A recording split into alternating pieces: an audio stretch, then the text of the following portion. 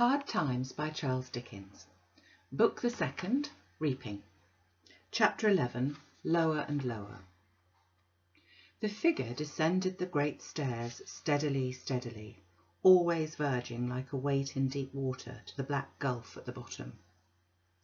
Mr. Gradgrind, apprised of his wife's decease, made an expedition from London and buried her in a business-like manner. He then returned with promptitude to the national cinder-heap and resumed his sifting for the odds and ends he wanted, and his throwing of the dust about into the eyes of other people who wanted other odds and ends. In fact, resumed his parliamentary duties. In the meantime, Mrs. Sparsit kept unwinking watch and ward.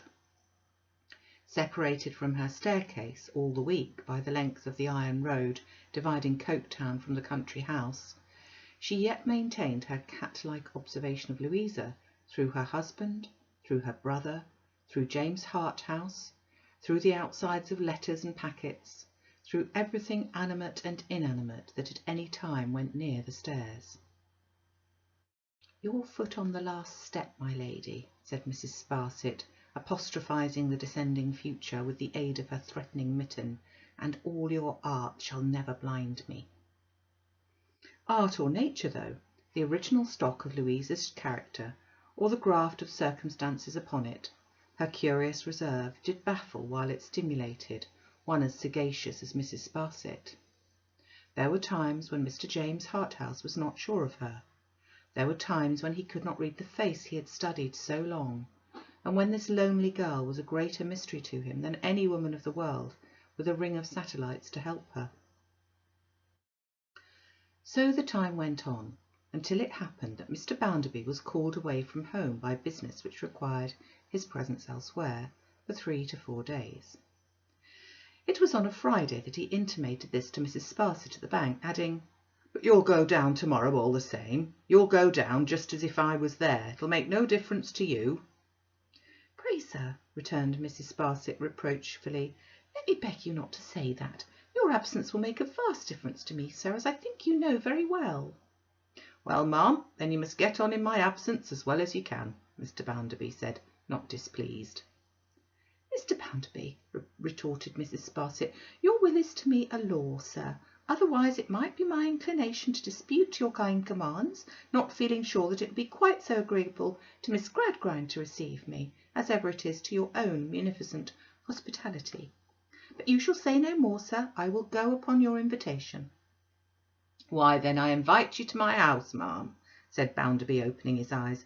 "I should hope you want no other invitation." "No, indeed, sir," returned Mrs. Sparsit, "I should hope not. Say no more, sir. I would, sir, I could see you gay again." "What do you mean, sir?" blustered Bounderby. "Sir," rejoined Mrs. Sparsit, "there was wont to be an elasticity in you which I sadly miss. Be buoyant, sir."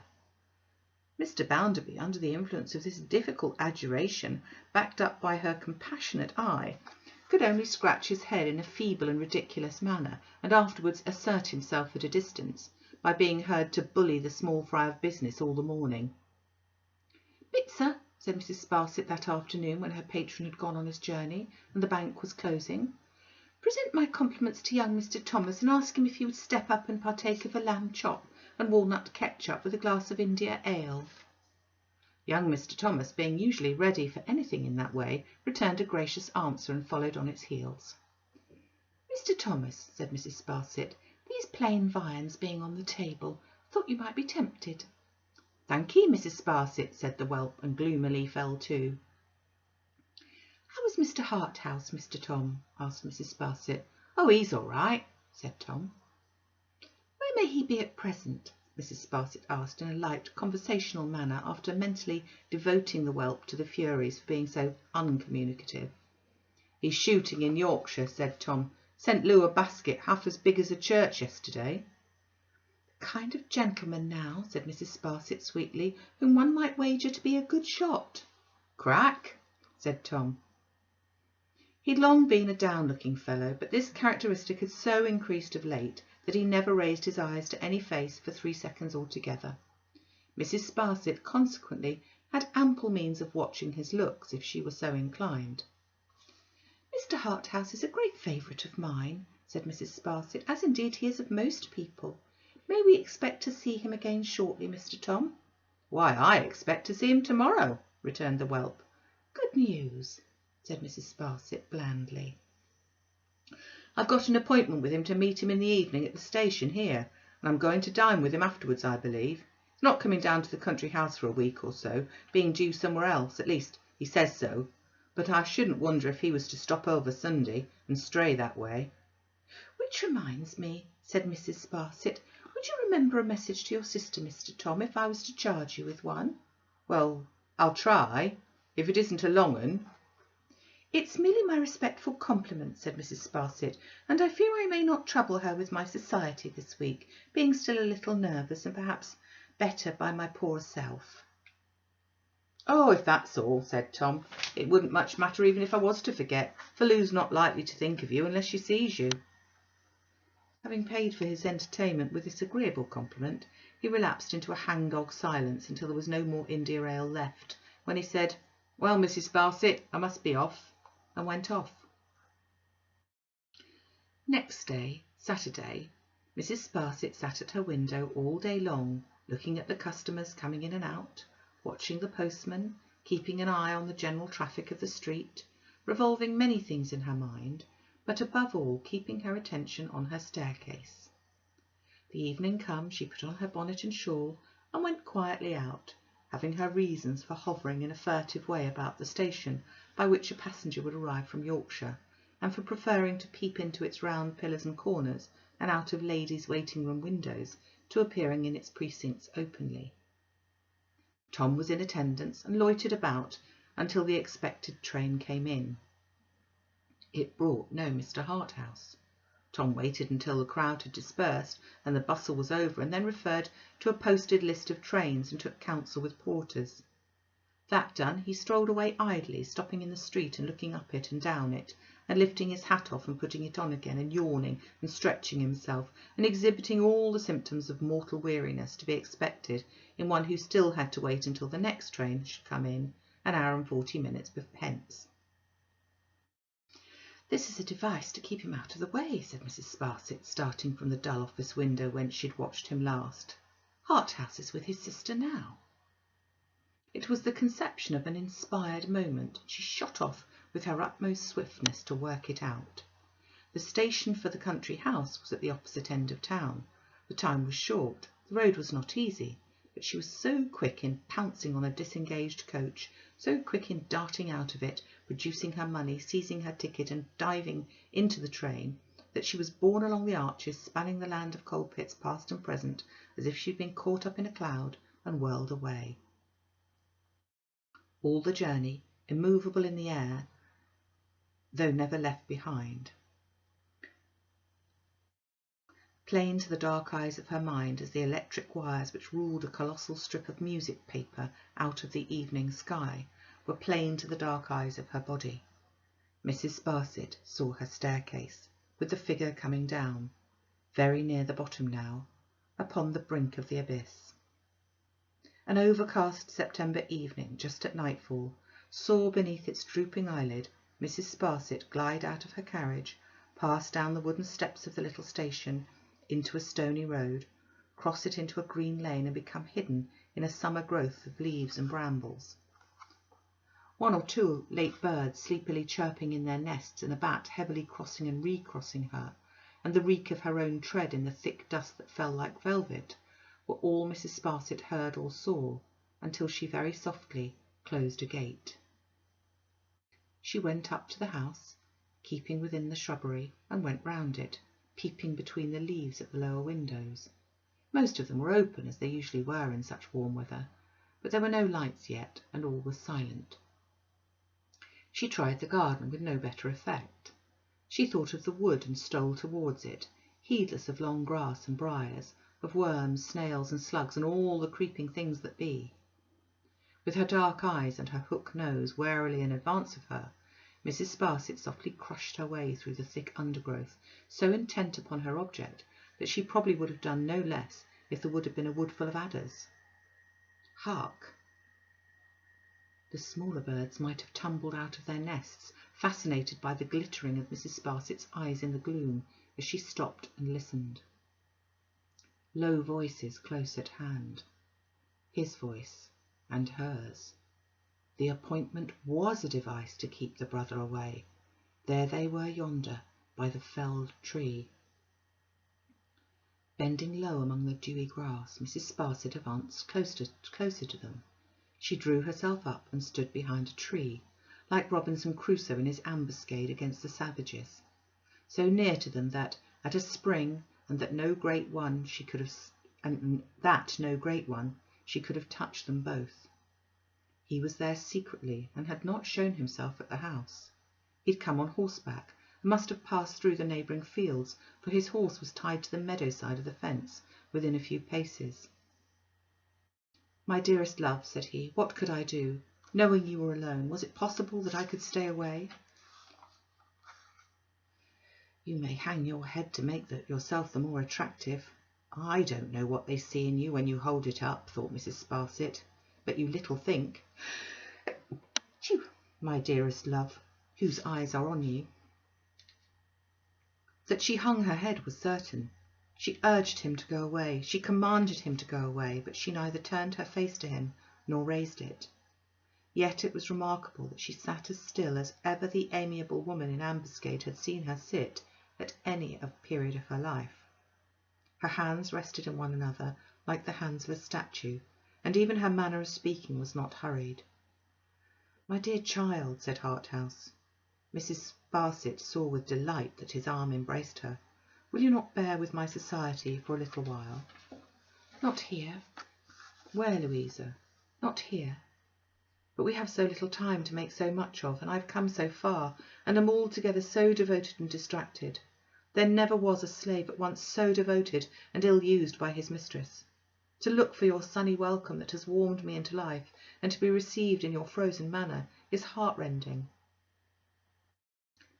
Am I to say again that I must be left to myself here? But we must meet, my dear Louisa. Where shall we meet?" They both started. The listener started guiltily too, for she thought there was another listener among the trees. It was only rain, beginning to fall fast in heavy drops. "Shall I ride up to the house in a few minutes hence, innocently supposing that its master is at home and will be charmed to receive me?" "No. Your cruel commands are implicitly to be obeyed, though I am the most unfortunate fellow in the world, I believe, to have been insensible to all other women, and to have fallen prostrate at last under the foot of the most beautiful and the most engaging and the most imperious. My dear Louisa, I cannot go myself, or let you go, in this hard abuse of your power." Mrs. Sparsit saw him detain her with his encircling arm, and heard him then and there, within her, Mrs. Sparsit's, greedy hearing, tell her how he loved her, and how she was the stake for which he ardently desired to play away all that he had in life. The objects he had lately pursued turned worthless beside her. Such success as was almost in his grasp he flung away from him like the dirt it was compared with her.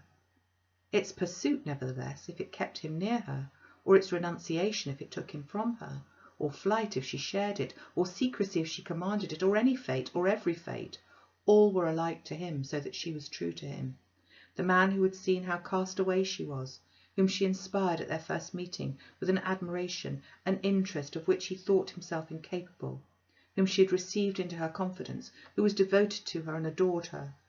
All this and more, in his hurry and in hers, in the whirl of her own gratified malice, in the dread of being discovered, in the rapidly increasing noise of heavy rain among the leaves and a thunderstorm rolling up, Mrs. Sparsit received into her mind, set off with such an unavoidable halo of confusion and indistinctness that, when at length he climbed the fence and led his horse away, she was not sure where they were to meet or when, except they had said that it was to be that night. But one of them yet remained in the darkness before her, and while she tracked that one she must be right.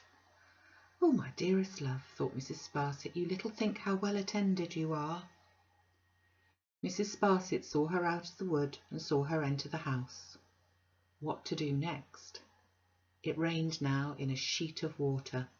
Mrs. Sparsit's white stockings were of many colours, green predominating. Prickly things were in her shoes, caterpillars slung themselves in hammocks of their own making from various parts of her dress. Rills ran from her bonnet and her Roman nose. In such condition, Mrs. Sparsit stood hidden in the density of the shrubbery, considering what next. Lo, Louisa coming out of the house, hastily cloaked and muffled, and stealing away. She elopes. She falls from the lowermost stair and is swallowed up in the gulf. Indifferent to the rain, and moving with a quick, determined step, she struck into a side path parallel with the ride. Mrs. Sparsit followed in the shadow of the trees, at but a short distance, for it was not easy to keep a figure in view going quickly through the umbrageous darkness. When she stopped to close the side gate without noise, Mrs. Sparsit stopped. When she went on, Mrs. Sparsit went on. She went by the way Mrs. Sparsit had come, emerged from the green lane, crossed the stony road and ascended the wooden steps to the railroad. A train for Coketown would come through presently, Mrs. Sparsit knew, so she understood Coketown to be her first place of destination. In Mrs. Sparsit's limp and streaming state, no extensive precautions were necessary to change her usual appearance, but she stopped under the lee of the station wall, tumbled her shawl into a new shape and put it on over her bonnet. So disguised, she had no fear of being recognised when she followed up the railroad steps and paid her money in the small office. Louisa sat waiting in a corner. Mrs. Sparsit sat waiting in another corner. Both listened to the thunder, which was loud, and to the rain as it washed off the roof and pattered onto the parapets of the arches. 2 or 3 lamps were rained out and blown out, so both saw the lightning to advantage as it quivered and zigzagged on the iron tracks. The seizure of the station with a fit of trembling, gradually deepening to a complaint of the heart, announced the train. Fire and steam, and smoke and red light, a hiss, a crash, a bell and a shriek. Louisa put into one carriage, Mrs. Sparsit put into another, the little station a desert in the thunderstorm. Though her teeth chattered in her head from wet and cold, Mrs. Sparsit exulted hugely. The figure had plunged down the precipice, and she fell herself, as it were, attending on the body. Could she, who'd been so active in the getting up of the funeral triumph, do less than exult? She will be at Coketown long before him, thought Mrs. Sparsit, though his horse is never so good. Where will she wait for him, and where will they go together? Patience, we shall see. The tremendous rain occasioned infinite confusion. When the train stopped at its destination, gutters and pipes had burst, drains had overflowed, and streets were under water. In the first instant of alighting, Mrs. Sparsit turned her distracted eyes towards the waiting coaches, which were at great request. She will get into one, she considered, and will be away before I can follow in another. At all risks of being run over, I must see the number and hear the order given to the coachman. But Mrs. Sparsit was wrong in her calculation. Louisa got into no coach and was already gone. The black eyes kept upon the railroad carriage in which she had travelled settled upon it a moment too late. The door not being opened after several minutes, Mrs. Sparsit passed it and repassed it, saw nothing, looked in and found it empty. Wet through and through, with her feet squelching in her shoes whenever she moved, with a rash of rain upon her classical visage, with a bonnet like an overripe fig, with all her clothes spoiled, with damp impressions of every button, string and hook and eye she wore printed off upon her highly connected back, with a stagnant verdure on her general exterior, such as accumulates on an old park fence in a mouldy lane. Mrs. Sparsit had no resource but to burst into tears of bitterness and say, "I've lost her.